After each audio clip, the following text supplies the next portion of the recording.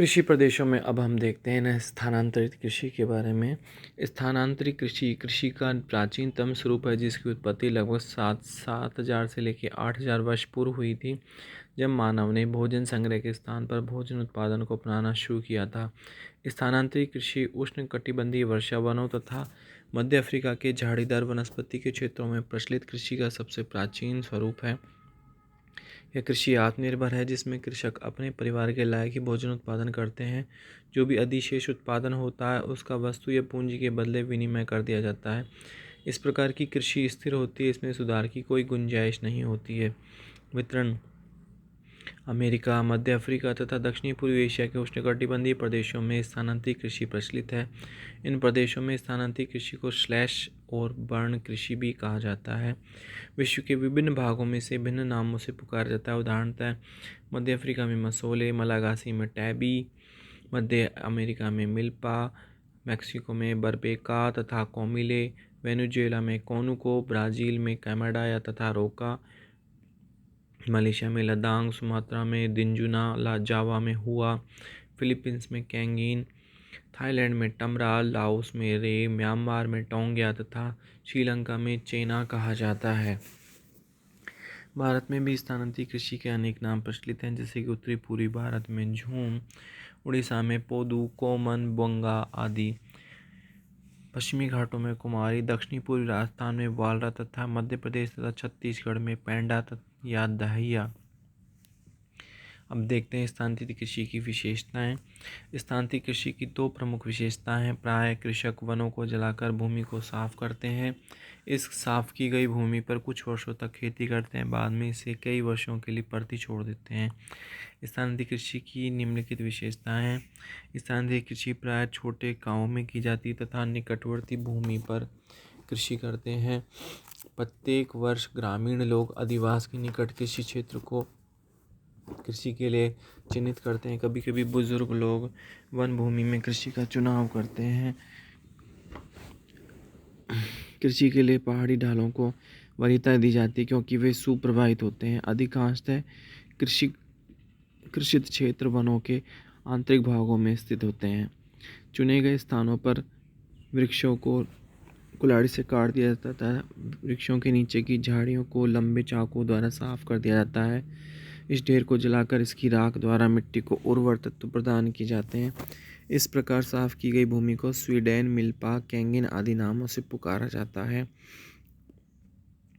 कृषि क्षेत्र बहुत छोटे प्रकार के होते हैं, 0.5 से लेकर 1 हेक्टेयर होते हैं और बिखरे होते हैं। रोपण के पूर्व खेतों को साधारण उपकरणों जैसे हंसिया, कुल्हाड़ी, लकड़ी के हल आदि द्वारा साफ कर दिया जाता है। उन्नत हल तथा भारवाहक पशुओं का प्रयोग शून्य ही होता है। भूमि में से खरपतवार आदि भी नहीं निकाले जाते हैं। इसके पश्चात साफ की गई भूमि पर कृषि की जाती है। कहीं कहीं बीज छिड़क कर खेती की जाती है, अन्यत्र रोपण विधि का प्रयोग किया जाता है। एक ही प्लाट भूमि का टुकड़ा पर अनेक फसलें बोई जाती हैं, जैसे खाद्यान्न, जड़दार फसलें तथा झाड़ीदार फसलें। अधिकांश भूमि पर मैनियोक यानी कि मीठा कसावा, रतालू, मूंगफली, खीरा, टमाटर, फलियां, मटर, केला आदि निर्वाह फसलें उगाई जाती हैं। कहीं कहीं गन्ना तथा कपास, अन्यत्र मक्का, सोरगम, ज्वार, बाजरा तथा चावल उगाए जाते हैं। फसलों को निश्चित अंतराल पर उगाया जाता है। एक बार साफ की गई भूमि पर 2-3 वर्षों तक फसलें उगाई जाती हैं। इसके पश्चात मिट्टी की उर्वरता तेजी से घटती है, खरपतवार तेजी से बढ़ती है, जिससे भूमि को परती छोड़ना आवश्यक हो जाता है। इस प्रकार फसलें बोने की अवधि कम तथा परती भूमि रहने की अवधि लंबी होती है। भूमि के अनर्वर हो जाने पर नई कृषि योग्य भूमि की तलाश की जाती है। परती छोड़ी गई भूमि पर पुनः प्राकृतिक वनस्पति उग जाती है। 6 से 20 वर्षों तक भूमि पड़ती रहती है। इसे खेतों की हेर फेर कहते हैं। परंपरागत रूप से समस्त भूमि पूरे गांव की संपत्ति होती है। गांव का मुखिया प्रत्येक परिवार को भूमि आवंटित करता है। व्यक्तियों को विशिष्ट वृक्षों के स्वामित्व तथा संरक्षण का अधिकार प्राप्त होता है। लैटिन अमेरिका में सामुदायिक भूमि स्वामित्व का स्थान निजी स्वामित्व ले रहा है। घटिया उपकरणों तथा बीजों, कीड़े मकोड़ों, पक्षियों तथा पशुओं द्वारा निरंतर हानियों, अनुर्वर मिट्टियों, प्राकृतिक आपदाओं तथा आदि के कारण भूमि पर दुष्प्रभाव पड़ता है।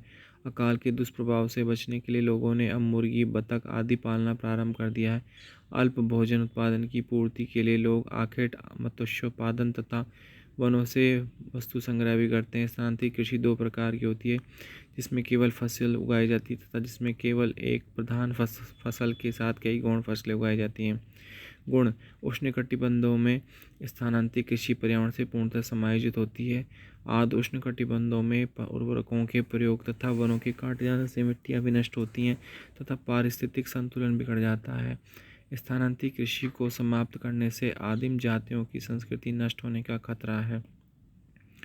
दोषीय कृषि प्राकृतिक संसाधनों तथा संपदा का विनाश करती है। कृषि प्रबंधन के अभाव में वन विनाश तथा मिट्टी अपरदन होता है। इससे पर्याप्त भोजन उत्पादन नहीं हो पाता, अतः यह कम आबादी का ही पोषण कर पाती है। यह समाज का आर्थिक विकास का प्रारंभिक चरण है।